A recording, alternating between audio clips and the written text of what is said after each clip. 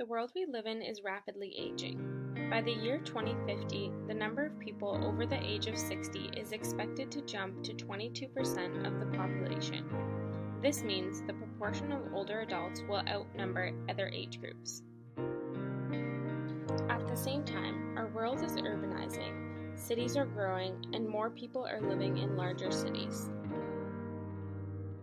With two global trends such as population aging and urbanization, cities must provide structures and services to support their residents' well-being and productivity.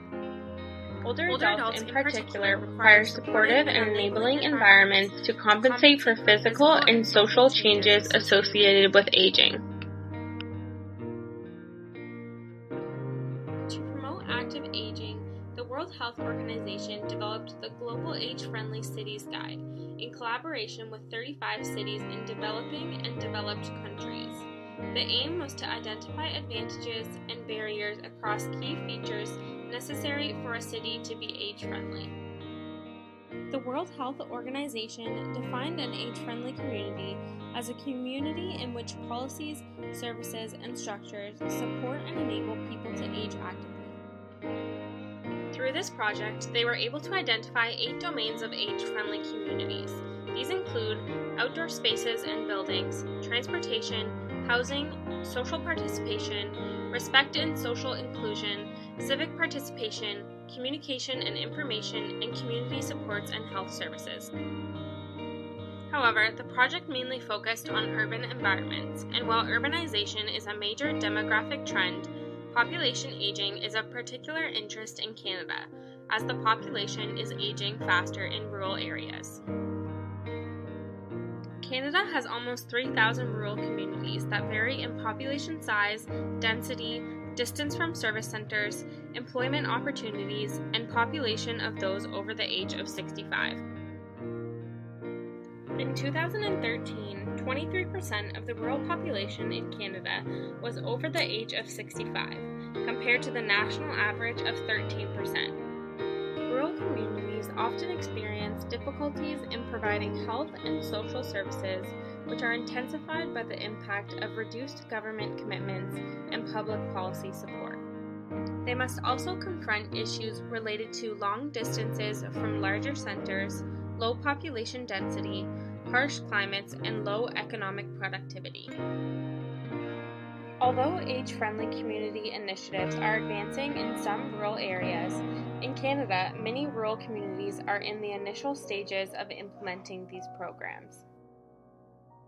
Rural populations are diverse, with changes in people and place over time. They often see a decline in younger populations seeking employment in urban areas.